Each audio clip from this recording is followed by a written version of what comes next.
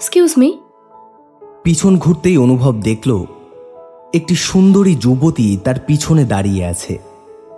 ফর্সা, সুশ্রী মুখ, লম্বা, শীতল ফুরফুরে সামুদ্রিক হাওয়ায় তার খোলা চুল উড়ছে অবাধ্য বালিকার মতো। অনুভব তাকাতেই সে বলল, এনি প্রবলেম স্যার? আপনি কাল আসবেন? মেয়েটা হেসে উপরের দিকে চোখ করে বলল, যদি উনি কোনো কাজে না ডেকে পাঠান তাহলে এই সময়ই আসবো। রাতে এসো, তোমাকে অনেক কিছু দেখানোর আছে। অনুভব উঠে দাঁড়িয়ে শান্ত কণ্ঠে বলল, আমি অপেক্ষা করব তোমার। কিছুক্ষণ পরে হাঁটু গেড়ে একবার বসলাম আমি ওর সামনে। আমি কখনো ওকে বলিনি যে আমি ওকে অজান্তেই ভালোবেসেছি। আচ্ছা, বলতে পারেন জীবনটা ঠিক কি? জীবন খুব অনিশ্চিত অনুভব বাবু, এর প্রতি ছন্দে ছন্দে টুইস্ট। ওই উপরের একজন বসে আছেন, উনি সব ঠিক করেন। কার জীবন কত রঙিন, কত সাদা কালো হবে, সব কিছু। তমসার অভাব যেন সত্যিই আমার জীবনে তমসা এনে দিয়েছে। তমসাকে? লাইফ একটা সার্কাস আর গডস আর দ্য ট্রেনার। বর্ণহীন, সাদা কালো। মহাকাব্যে লিখিত আমার প্রেমের বাণী।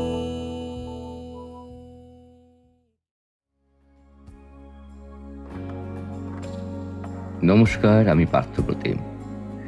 রহস্যের অন্ধকারী ইউটিউব চ্যানেলে আজ আপনাদের জন্য দুষ্টুমি। প্রেম এমনি এক পার্থিব বস্তু যা প্রত্যেকটা মানুষের মধ্যে বিরাজ করে। আমরা সবাই প্রেম করি আমাদের প্রিয় মানুষদের সাথে। সেটা হতে পারে বাবা মা, বা হতে পারে আবার অন্য কোনো এক নারী। আচ্ছা, যদি প্রেম হারিয়ে যায়, সম্ভব কি পার্থিব বা অপার্থিবভাবে কাউকে আবার প্রেম করা, কারোর প্রেমে পড়া, কাউকে ভালোবাসা? আবারও আজ হয়ে যাক প্রেম প্রেম নিয়ে খানিক রহস্যময় দুষ্টুমি। শুনতে থাকুন আজকের গল্প দুষ্টুমি।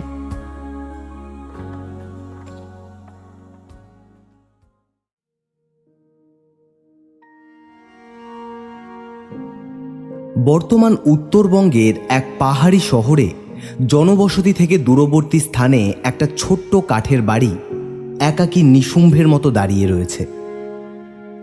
আজ আকাশ সকাল থেকেই মেঘলা করে রেখেছে। প্রচণ্ড বাজ পড়ার শব্দে ঘুম ভাঙল ছেলেটার। রীতিমতো হাঁপাচ্ছে সে। মাথা থেকে ঘাম ঝরে পড়ছে তার। সারা ঘরময় অবিন্যস্ত হয়ে আছে ছেঁড়া ফাটা বইয়ের কাগজে আর ছোট ছোট শিশিতে। পাশের টেবিল আর আশেপাশের সব কটা শিশি হাতড়ে সে দেখল একটাতেও তার কাঙ্ক্ষিত বস্তু নেই। দেওয়ালের হুকে ঝোলানো জ্যাকেট গায়ে জড়িয়ে সে বাইরে বেরিয়ে এলো। মেঘের ক্রমাগত গর্জন শোনা যাচ্ছে। পাহাড়ের ঢাল বেয়ে রাস্তায় নেমে এলো ছেলেটি। একটা ছোট্ট দোকান থেকে একটা মোমবাতি কিনে নিল। হাঁটতে হাঁটতে একটা পাহাড়ি চার্চের সামনে এসে দাঁড়িয়ে পড়ল সে। ভিতর থেকে ক্রাইস্ট চার্চের বেলের আওয়াজ আসছে। কোনো মতে হেলতে দুলতে ঢুকল সে। সামনে বিশালাকার খ্রিস্টের মূর্তি রয়েছে। তার সামনে গিয়ে সেই মোমবাতিটি ধরালো সে। এরপর চুপচাপ বসে পড়ল একটা সিটে। চার্চের ফাদার এসে তার পাশে বসল। তার কাঁধে হাত রেখে বলল, এই নিয়ে পরপর 3 সপ্তাহ তুমি শুক্রবার করে আসো, বসে থাকো, তারপর চলে যাও। তোমার কিছু কনফেস করা থাকলে আমার কাছে করতে পারো। ছেলেটা একটা দীর্ঘশ্বাস ফেলে বলল, Your God knows everything, Father. He doesn't need any confession. But I need something. Some answers. বলো, কি উত্তর চাও তুমি? What is life, Father? Anything you are living, you are dreaming, forgetting every materialistic object that makes you temporarily happy. No, Father. আমার জীবন অনুযায়ী বললে life একটা circus আর গডস আর দ্য ট্রেনার। বর্ণহীন, সাদা কালো। জীবন অসমান, ভালো খারাপ মিলিয়ে। তার বর্ণময় দিনও থাকবে, বর্ণহীনও থাকবে, তবে দুই সাময়িক। ছেলেটি এবার বলা শুরু করলো। আমার নাম অনুভব সরকার ফাদা, মালদায় আদিবাড়ি।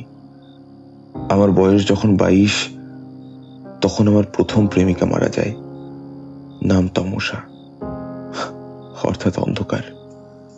নামের মতো ওর জীবনটা অন্ধকারই ছিল। আমার জীবনে যখন এসেছিল তখনই ওর এই রোগ ধরা পড়ে। আমি ছেড়ে যাইনি।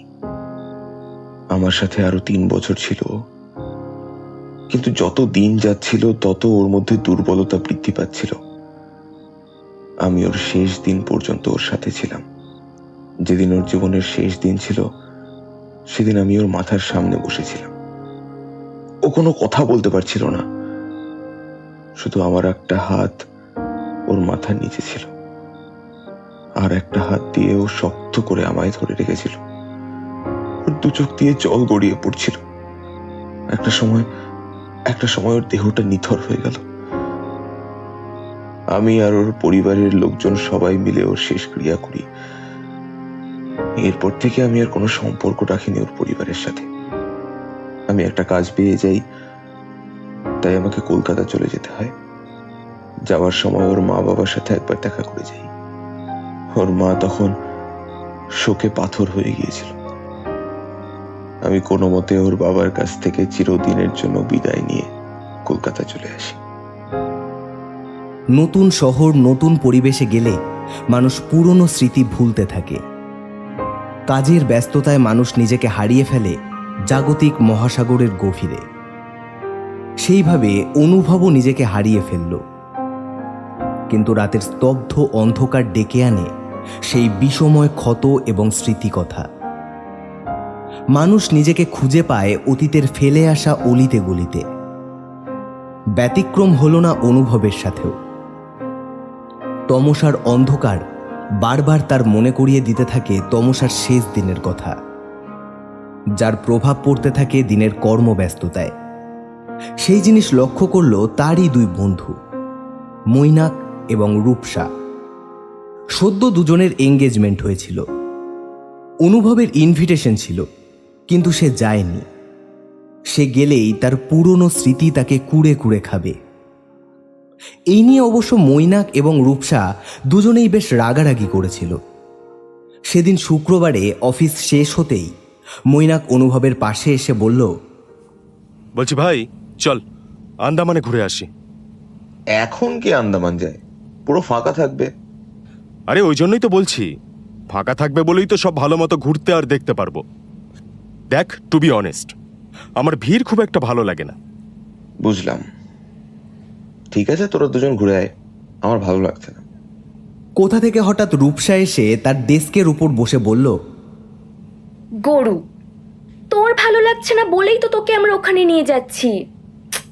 উফ, দেখ অনু, তমসা নেই, তুই ওর চিন্তায় নিজেকে এত ইনভলভ করছিস যে কাজে সেটার এফেক্ট পড়ছে।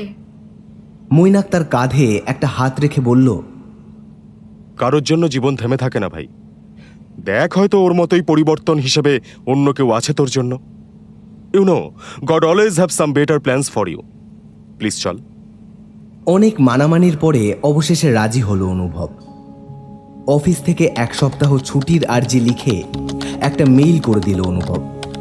মৈনাক একটা হাসি হেসে বলল, তোর জন্য টিকিট আগে থেকেই কেটে রেখেছিলাম, জানতাম তুই না করবি না। অনুভব একটা হাসি দিয়ে দেখল প্লেনের টিকিট কাটা, কলকাতা টু পোর্ট ব্লেয়ার। রূপসা একটা হাসি হেসে অনুভবের কাঁধে হালকা একটা চাপড় মেরে বলল, হু নোস, ওখানে অনুভব ওর দ্বিতীয় তমসা পেয়ে যাবে। অনুভব একটু হেসে বলল, ঠিক আছে, চলো উঠে এবার, আমিও বাড়ি যাই, গোছগাছ করতে হবে। এই বলে 3 জন উঠে দাঁড়ালো। অনুভব ব্যাগ গুছিয়ে বেরোনোর সময় থমকে দাঁড়িয়ে একবার পিছন ফিরে তাকালো। তারপর বলল, তমসা এমন একজন ছিল আমার জীবনে যার পরিবর্তন হয় না বা দ্বিতীয় কেউ হয় না। She is one and only for me. হালকা হেসে অনুভব সেখান থেকে চলে যায়।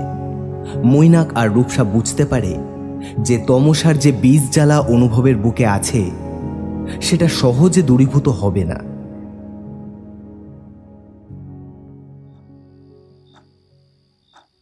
রাত 11টা বাজে। আধ ঘন্টা পরেই তমসার জন্মদিন। কাল ভোরে ফ্লাইট ওদের। রাতে শুয়ে শুয়ে কাদম্বরী দেবীর সুইসাইড নোট বইটা পড়ছিল সে। সারা জীবনের না পাওয়া ভালোবাসার বেদনা প্রতি ছত্রে ছত্রে ফুটে উঠেছে সেই বইতে। রাত 12টা বাজতেই অনুভব বইটা বন্ধ করে চোখ বুজল। মনে মনে একবার শুধু বলে উঠল, শুভ জন্মদিন তমসা।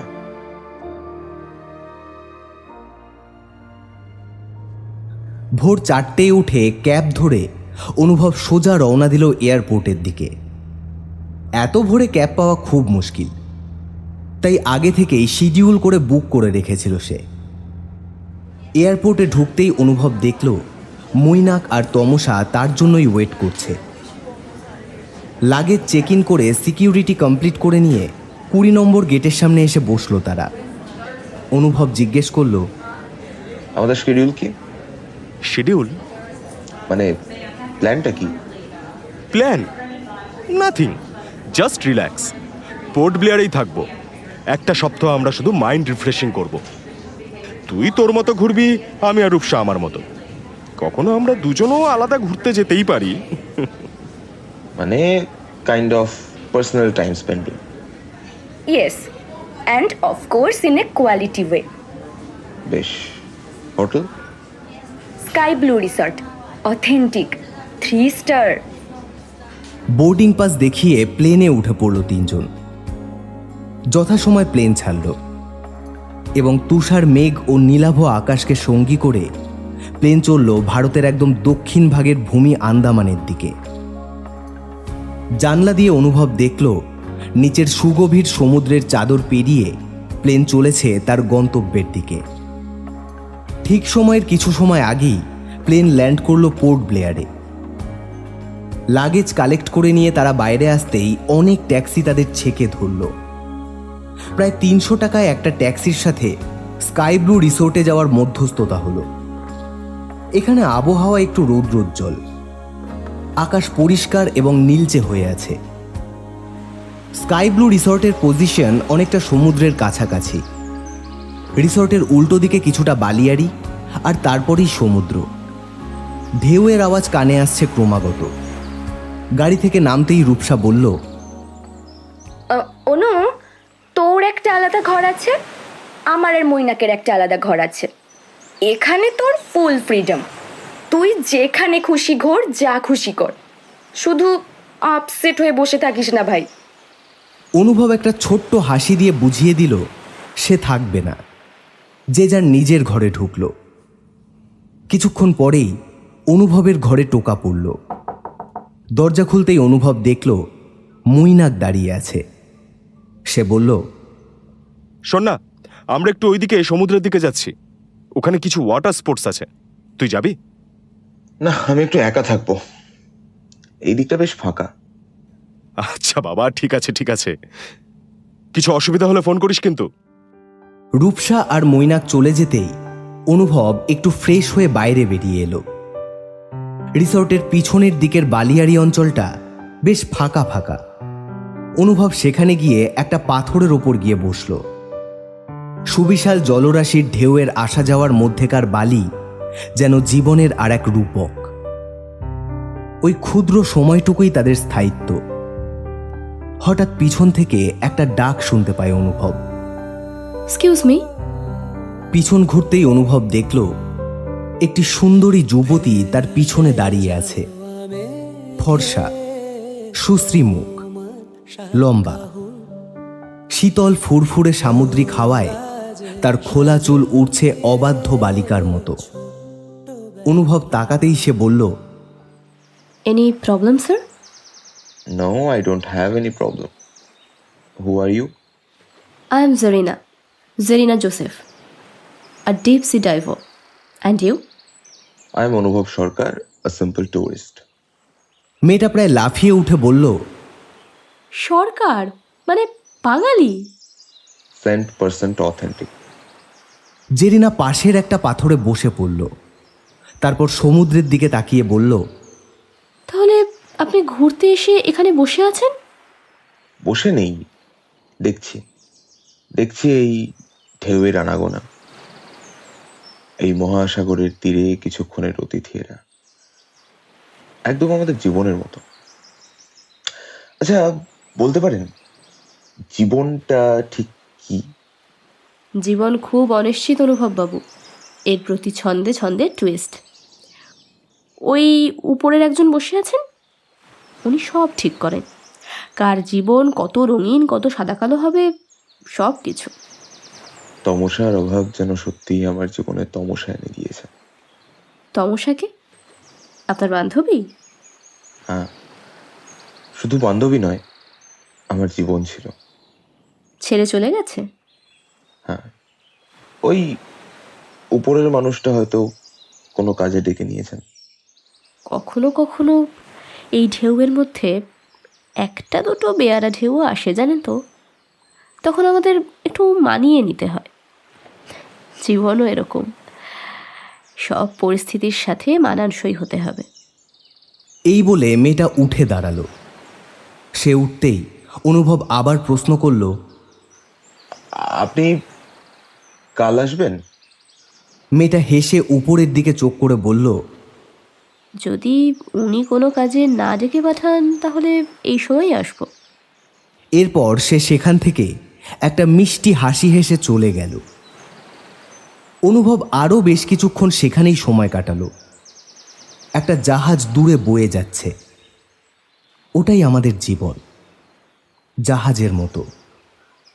সব উথাল পাথাল ভেঙে সোজা সামনের দিকে, নিজের লক্ষ্যের দিকে অগ্রসর হওয়া।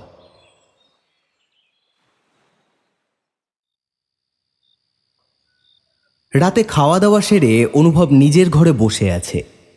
মৈনাক আর রূপসা আজকে সারাদিন অনেক ঘুরেছে, সেলুলার জেল দেখে এসেছে।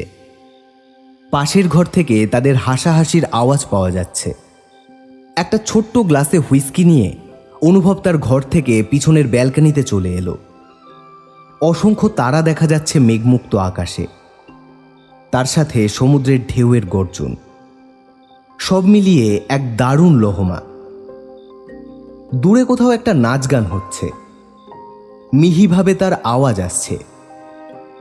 এখনো রাতের আধারে দূরে সমুদ্রে একটা ছোট্ট আলো টিমটিম করে জ্বলছে। অনুভব সেটার দিকে এক দৃষ্টিতে কিছুক্ষণ তাকিয়ে থেকে বলল, that's life, just a small point.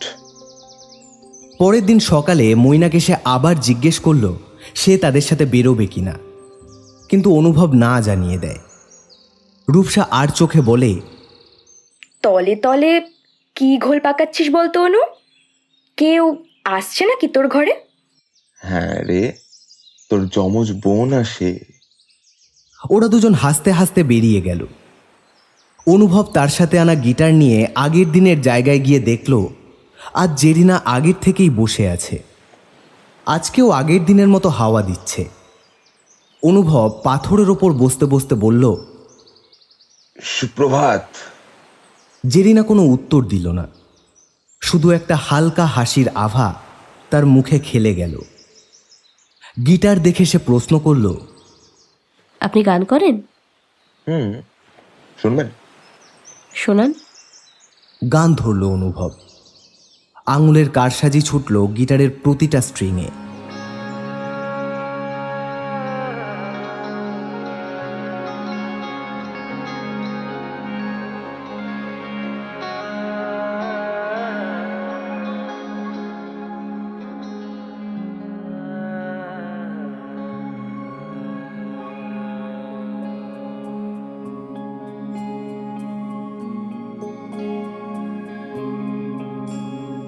বৃষ্টি ভেজা মনে অন্ধকার এক কোণে লুকিয়ে আছো অনেক দূরে হারানো বন্ধনে, বৃষ্টি ভেজা মনে অন্ধকার এক কোণে, লুকিয়ে আছো অনেক দূরে হারানো বন্ধনে। বাদলা রাতে ভিজলো পাতা স্তব্ধ আস্তরণে, টাপুর টুপুর বৃষ্টি পড়ে আলতো বরষণে।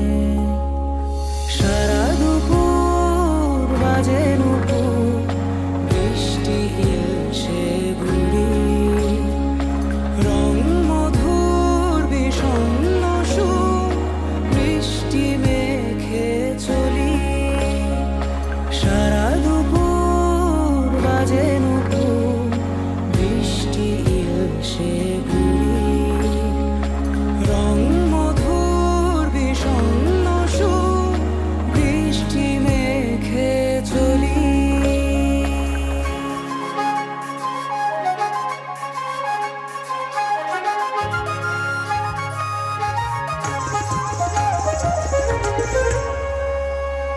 सादगी में तेरे नैना लागे मेरे मोरा जिया लागे ना, सादगी में तेरे नैना लागे मेरे मोरा जिया लागे ना, मोरा जिया मोरा जिया मोरा जिया मोरा जिया, तोरे बिना मोरा जिया। सादगी में तेरे नैना लागे मेरे मोरा जिया लागे ना, सादगी में तेरे नैना लागे मेरे मोरा जिया लागे ना।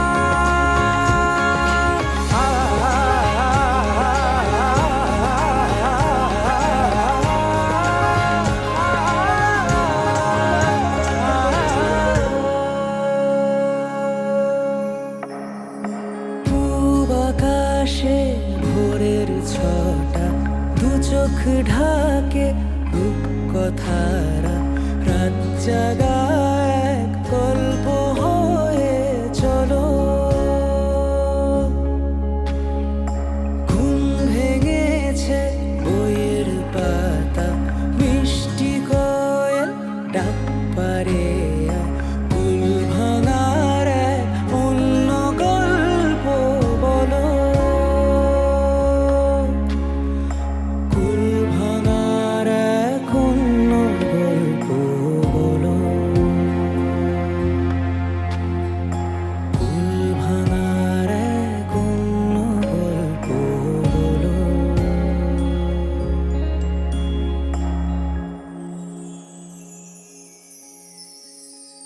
সারা দুপুর বাজে নুপুর, বৃষ্টি হিলছে গুড়ি, রং মধুর বিষণ্ণ সুর, বৃষ্টি মেখে চলি।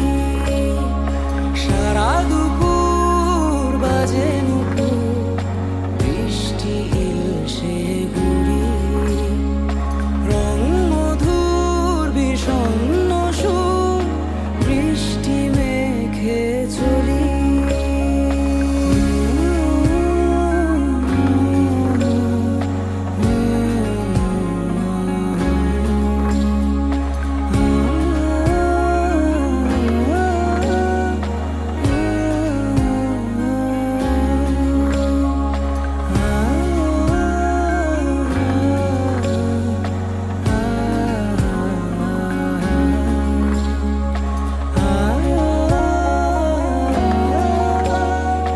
বৃষ্টি মেখে চলি।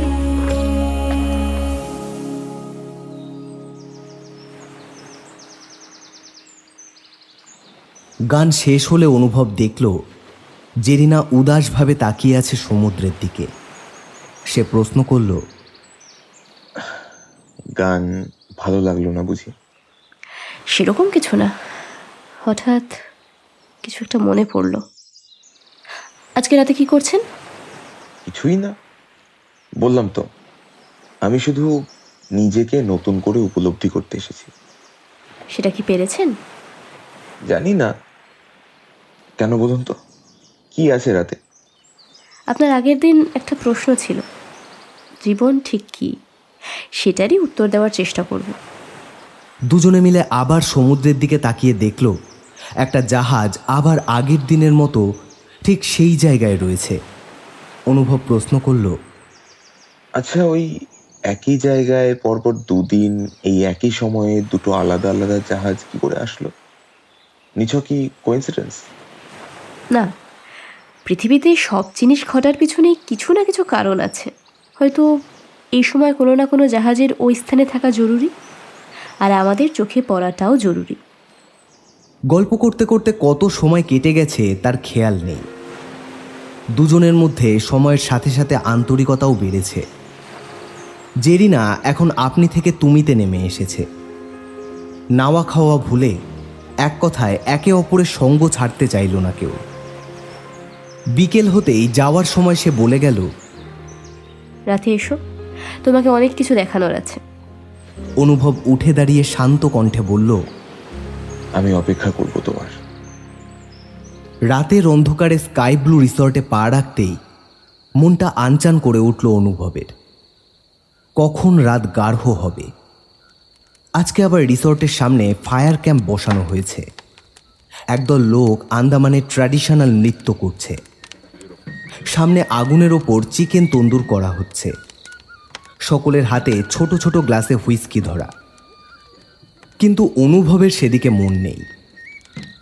সে চুপচাপ অপেক্ষা করতে লাগলো রাত বাড়ার। রাত একটু বেশি হতেই সকলে যে যার ঘরে চলে গেল।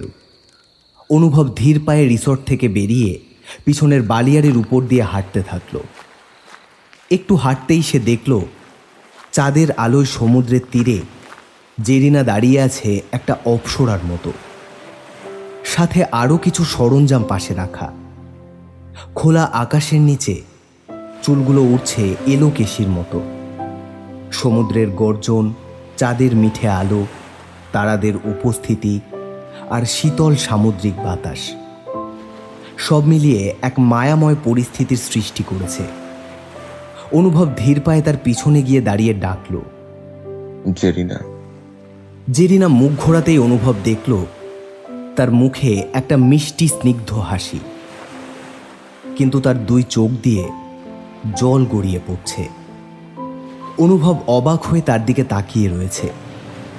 নীলচে আকাশের নিচে ওর মুখটাও নীলচে লাগছে। তার উপর অশ্রুকণা ছোট ছোট অভ্রের মতো যেন মুখের সৌন্দর্য আরও ফুটিয়ে তুলছে। অনুভব তার দুই গালে হাত রেখে বলল, কি হয়েছে? জেরিনা তাকে কিছু বলল না। এক ঝটকায় তাকে জড়িয়ে ধরে তার বুকে মুখ গুজল। অনুভবের সুগঠিত বুকের মধ্যে বিন্দু বিন্দু জলকণার অনুভূতি হলো। কিছু মুহূর্ত এইভাবে দাঁড়িয়ে থেকে জেরিনা বন্ধন মুক্ত করল অনুভবকে। মুখ তুলে অনুভবের দুই গালে হাত রেখে বলল, চলো, এসো আমার সাথে। কোথায়? ভরসা হয় আমাকে? অনুভব ঘাড় নেড়ে বুঝিয়ে দিল, হয়। এরপর তারা দুজনেই দুটো ডাইভিং কস্টিউম পরে নিল। এখন তারা সমুদ্রের তলদেশে নামবে। অনুভব সাঁতার জানে, কাজেই তার কোনো কনস্ট্রাকশন লাগলো না। শুধু বেসিক সাইনগুলো জেরিনা একবার বুঝিয়ে দিল। নিশীথের গহীন অন্ধকারে দুজন একসাথে ডুব দিল সমুদ্রের অতল গহরে। জলের নিচে পৃথিবী থেকে যেন এক আলাদা জগৎ রয়েছে। বিভিন্ন রং বেরঙের মাছ, সামুদ্রিক কোরাল, পেঁচানো উদ্ভিদ আর রঙিন পাথরের সমন্বয়ে এক আলাদা পরিবেশ তৈরি হয়েছে। ভাসতে ভাসতে সেই সবের মধ্যে দিয়ে দুজন এগিয়ে যেতে লাগলো আরেকটু নিচে। শরীরের আশপাশ দিয়ে বেরিয়ে যাচ্ছিল অনেক নাম না জানা ছোট ছোট মাছ। এরই মধ্যে হঠাৎ জেরিনা হাত ধরল অনুভবের। জলের নিচে দুজন দুজনের দিকে এক মায়াময় দৃষ্টি নিয়ে তাকালো। একদল মাছ তাদের কোমরের কাছে গোল হয়ে ঘুরতে ঘুরতে একটা বলয় বানিয়ে ফেলল।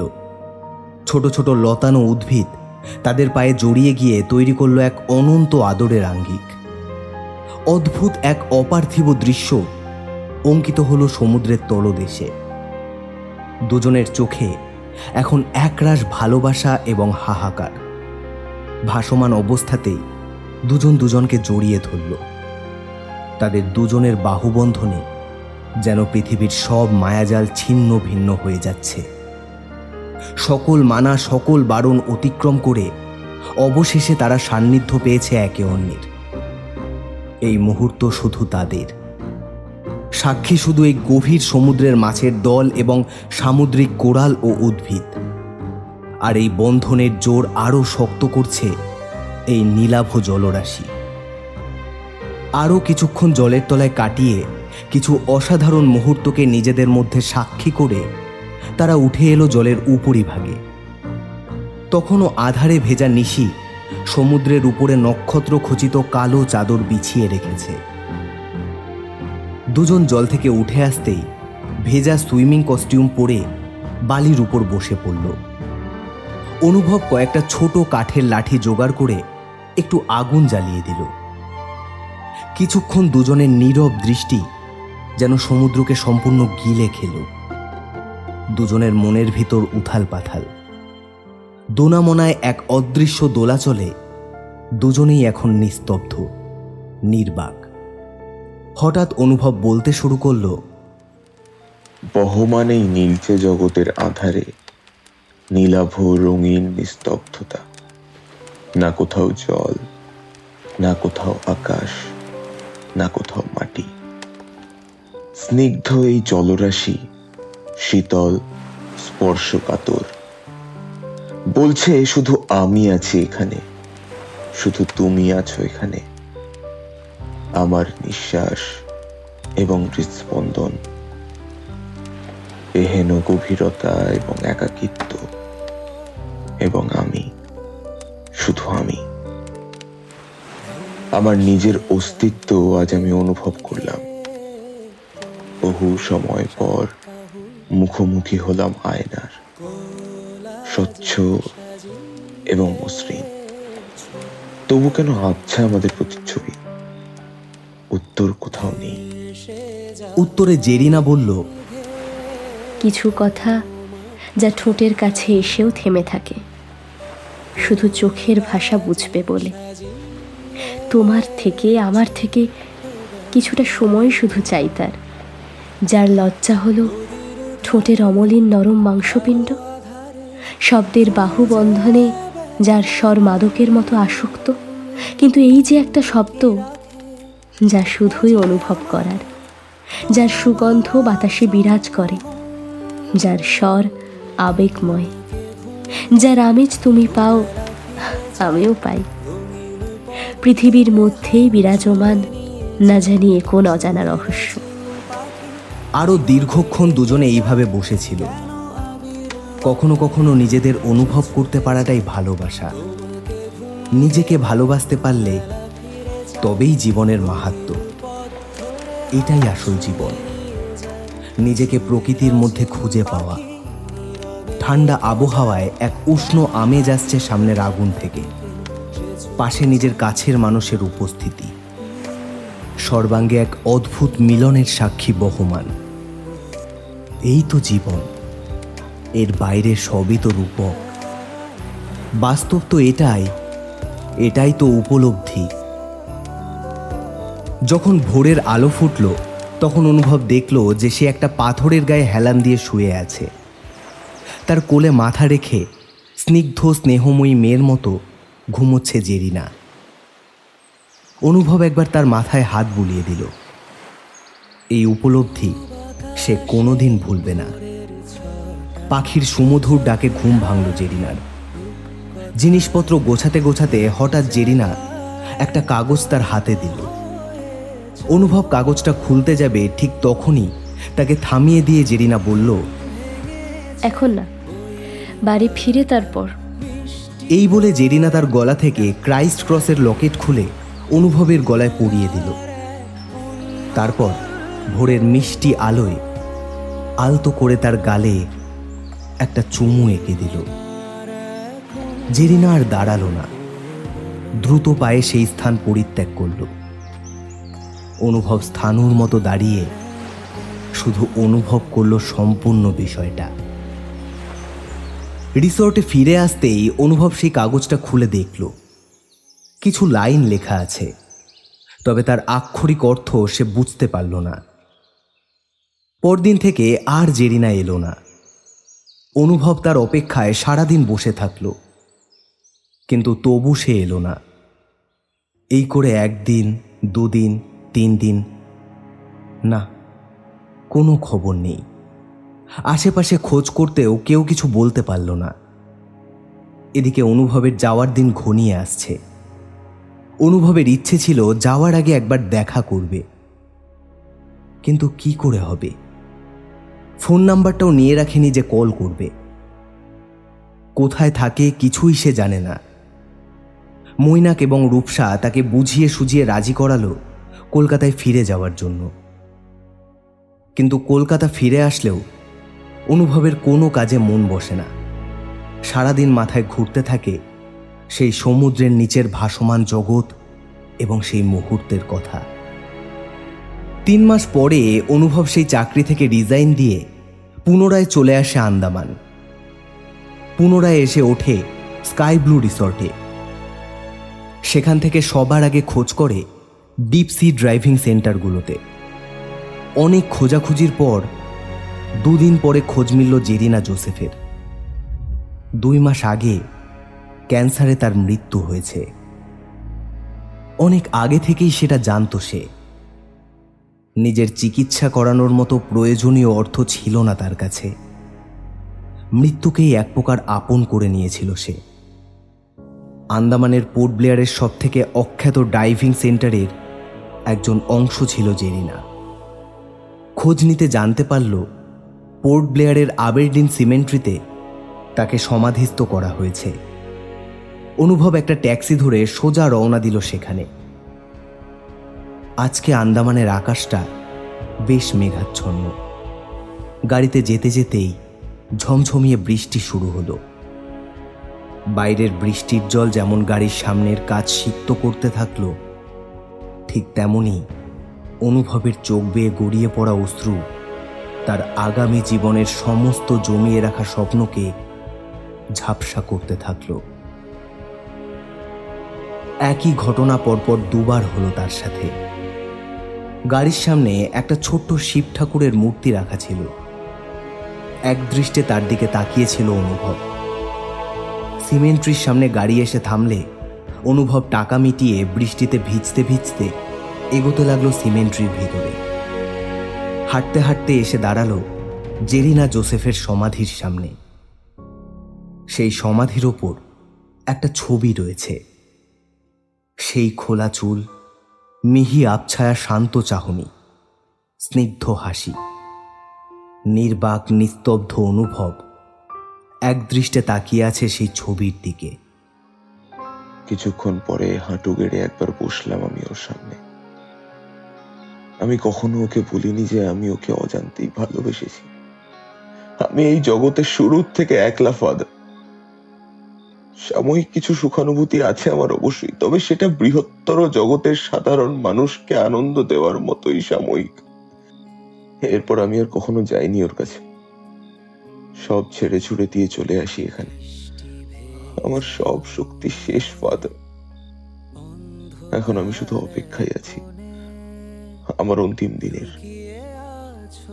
কিন্তু জানি না কেন মনে হয় কোনো অভিশপ্ত জীবন আমি কাটাচ্ছি। It's a circus, father. For me, my life is full of a circus.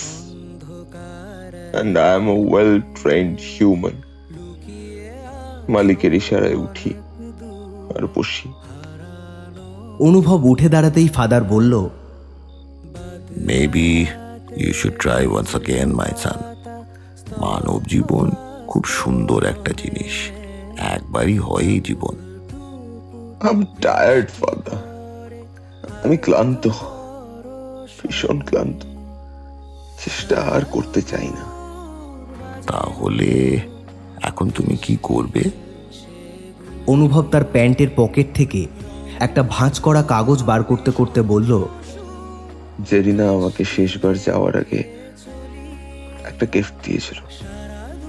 আমার লক্ষ্য তাকে তার রিটার্ন গিফটটা দেওয়া।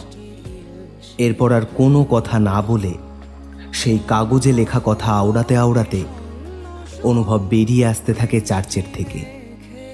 কোনদিন কর্মহীন পূর্ণ আকাশে, বসন্ত বাতাসে, অতীতের তীর হতে যে রাত্রে বহিবে দীর্ঘশ্বাস, ঝরা বকুলের কান্না বেথিবে আকাশ, সেইখানে খুঁজে দেখো কিছু মোর পিছে রহিল সে।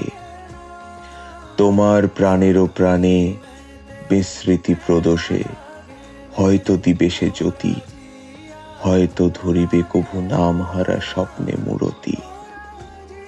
তবু সে তো স্বপ্ন নয়, সবচেয়ে সত্য মোর সেই মৃত্যুঞ্জয়, সে আমার প্রেম।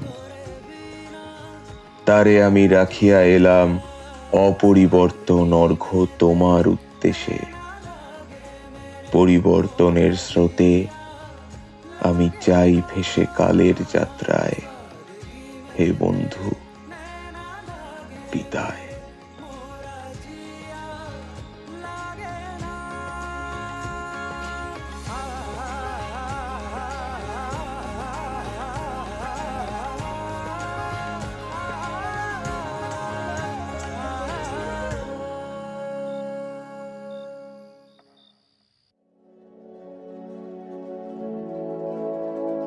এতক্ষণ আপনারা শুনছিলেন গল্প দুষ্টুমি। আজ গল্প পাঠে ছিল অতনু। অন্যান্য চরিত্রে মৈনাক, শুভায়ন, মেঘনা, ইন্দ্রজিৎ, বন্নিশা। গানে ছিলেন ইমন সরকার। শব্দ সংযোজনে মেঘা দাস, আবহে সায়ক, প্রচ্ছদ অলঙ্করণে ঈশান। গল্পটির সমগ্র পরিকল্পনা ও পরিচালনায় পার্থ প্রতিম দাস। তবে আজ আসি, আবার অন্য কোনো দিন এক নতুন গল্প নিয়ে হাজির হব আপনাদের কাছে। ততদিন ভালো থাকুন, সুস্থ থাকুন আর শুনতে থাকুন রহস্যের অন্ধকারে। নমস্কার, শুভরাত্রি।